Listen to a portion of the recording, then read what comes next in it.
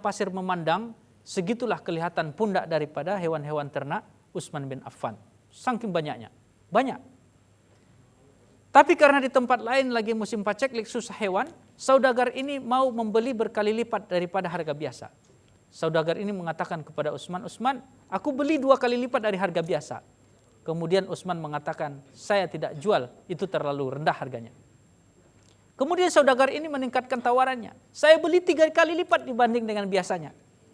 Kemudian Utsman mengatakan, "Saya tidak jual karena itu terlalu murah."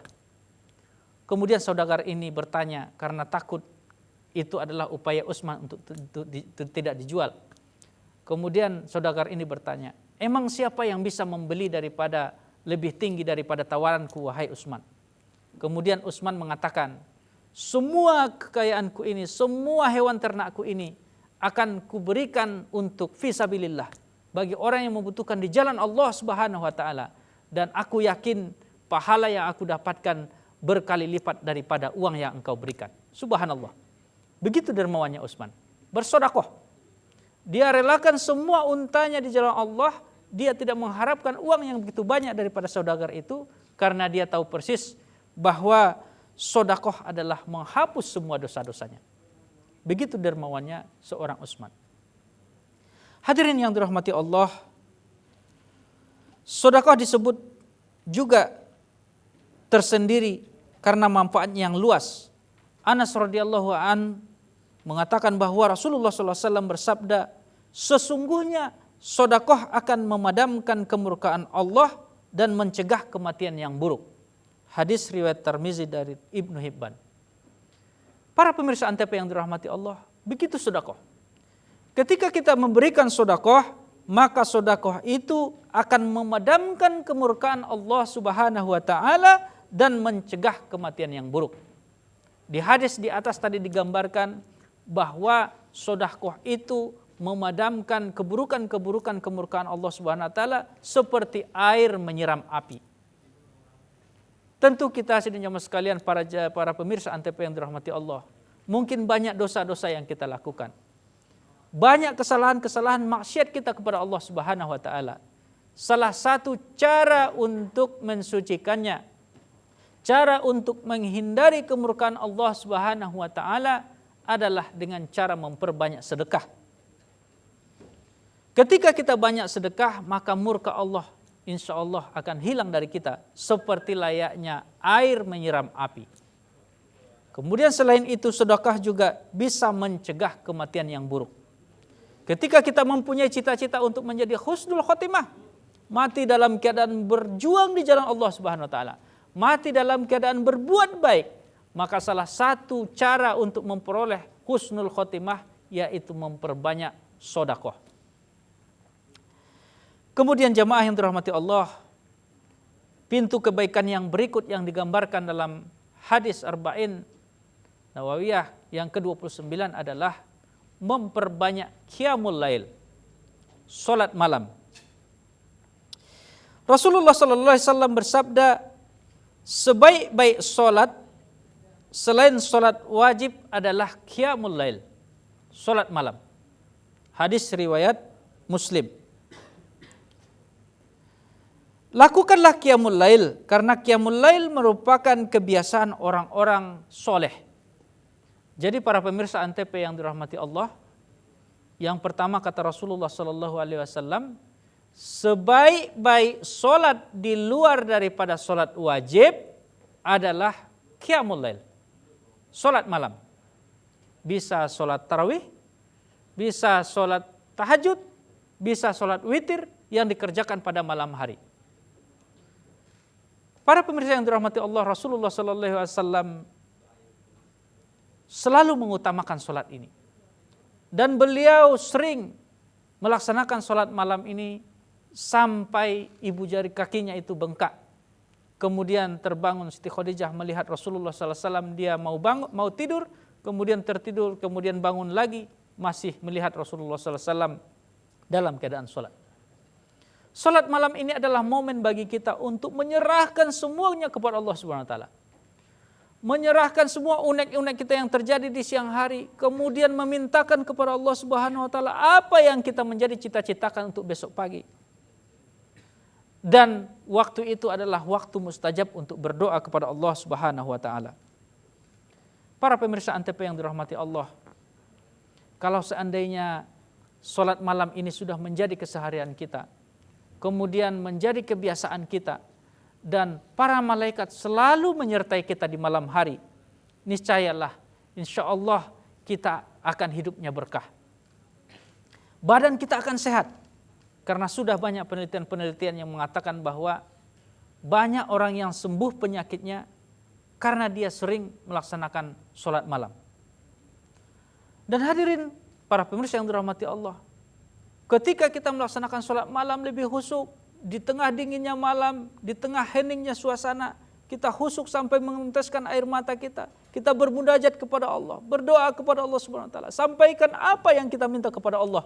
Pada malam hari itu insya Allah pintu-pintu kebaikan akan terbuka bagi kita. Kemudian para malaikat mencatat kegiatan-kegiatan kita malam itu, mencatat semua doa-doa yang kita sampaikan pada malam itu untuk disampaikan kepada Allah Subhanahu wa taala, dan insya Allah Allah akan lebih mudah mengabulkan doa-doa kita.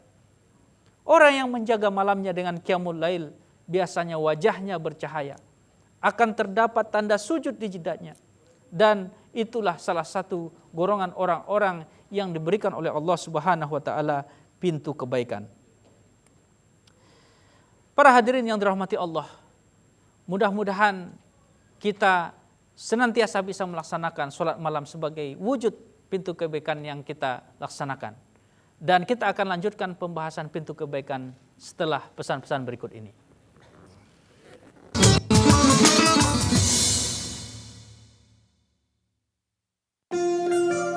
Drama cinta terbaru persembahan Antv, Archana, gadis cantik yang berbakti, berjuang mencari cinta sejati. Aku akan carikan pemuda yang baik untuk putriku, yang paling baik di antara ribuan pemuda. Mencari pria yang tidak memandang status sosial. Zaman sekarang mana ada pemuda yang baik. Aku juga sering baca di koran. Iya, itu kan cuma di koran. Memang benar, Sulatna. Jodoh itu kan nasib. Dan mencintainya sepenuh hati. Suamiku, lihat ini.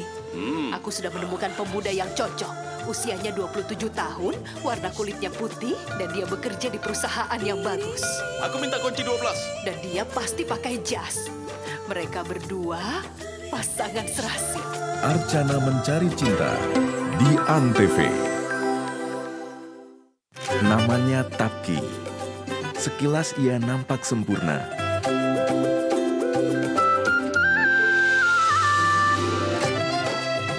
Namun ia tidak bisa berbicara dengan lancar. Tapki, Membuat semua laki-laki enggan untuk dijodohkan dengannya.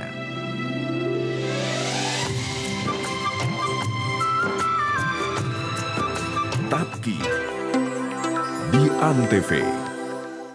Seorang wanita cantik yang memiliki karir cemerlang harus menerima kenyataan pahit tidak akan bisa memiliki anak. Dan lelaki yang dicintainya meninggalkannya. Pertemuannya yang tidak disengaja dengan seorang anak mengobati kesedihannya.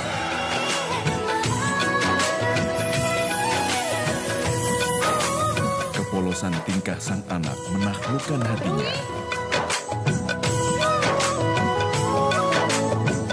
Anak yang merindukan ayahnya. Halo, Papa.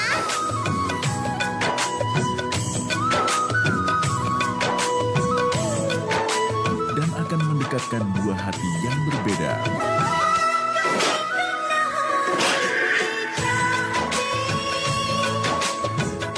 Mohabbatain di Antv.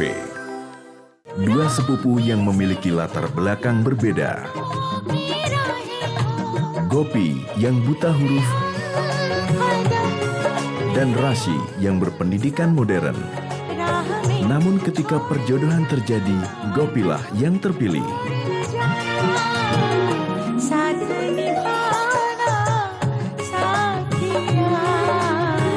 Gopi Ngopi di Antv.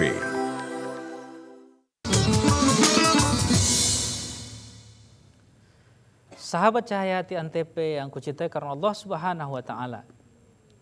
Pada sesi terakhir ini kita akan coba membahas kunci dari semua daripada pintu-pintu kebaikan tadi. Dalam hadis Arba'in Nawawiyah yang ke-29 ini juga dijelaskan bahwa dari kesemua pintu kebaikan itu yang sudah kita bahas di awal, ada satu kunci yang menjadi faktor penentu diterima atau tidaknya kebaikan itu. Yakni menjaga lisan adalah kunci semua masalah. Nabi Muhammad SAW mengakhiri pelajaran yang diberikan kepada Mu'az dengan menyebutkan bahwa kunci dari kendali dari amalan-amalan yang telah disebutkan di atas adalah mengendalikan lisan.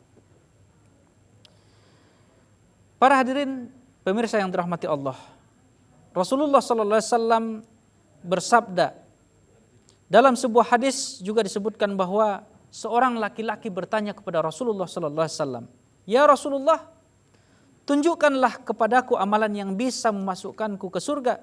Kemudian Rasulullah SAW menjawab, "Jagalah ini," sambil menunjuk ke lidahnya. Lelaki itu mengulangi permintaannya kepada Rasulullah SAW. Tidaklah manusia itu dijerumuskan ke dalam neraka karena lisan mereka." Hadis riwayat Al-Bazar. Para pemirsa Antv yang dirahmati Allah, di awal kita sudah membicarakan terkait dengan banyak hal pintu-pintu kebaikan. Mulai dari bersyahadat, kemudian menyembah Allah Subhanahu wa taala, tidak menyekutukannya. Kemudian bagaimana menghidupkan solat-solat kita. Kemudian menjaga puasa kita. Kemudian meningkatkan sedekah kita. Kemudian juga meningkatkan qiyamul lail kita. Dan berbagai macam pintu kebaikan yang sudah kita bahas di awal. Akan tetapi itu bisa pupus karena suatu hal yang terkait dengan lisan kita.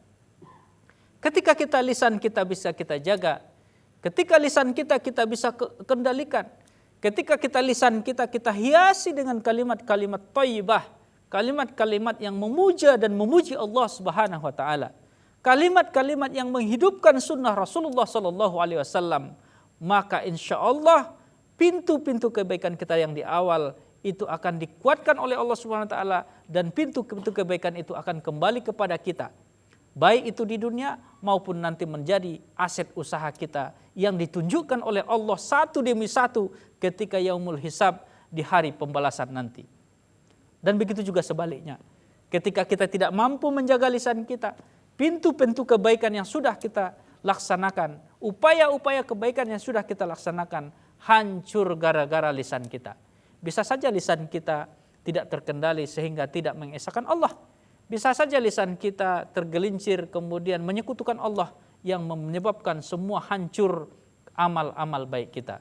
Para pemirsa yang dirahmati Allah, semoga pintu-pintu kebaikan menyertai kita dan lisan kita bisa menguatkannya sehingga nanti kita terkejut melihat saldo pahala kita di surga banyak karena amal-amal kebaikan yang kita lakukan. Demikian saja para pemirsa yang dirahmati Allah. Semoga bermanfaat untuk saya menyampaikan dan bagi kita semua. Mudah-mudahan kita dipertemukan pada waktu yang lain. Assalamualaikum warahmatullahi wabarakatuh.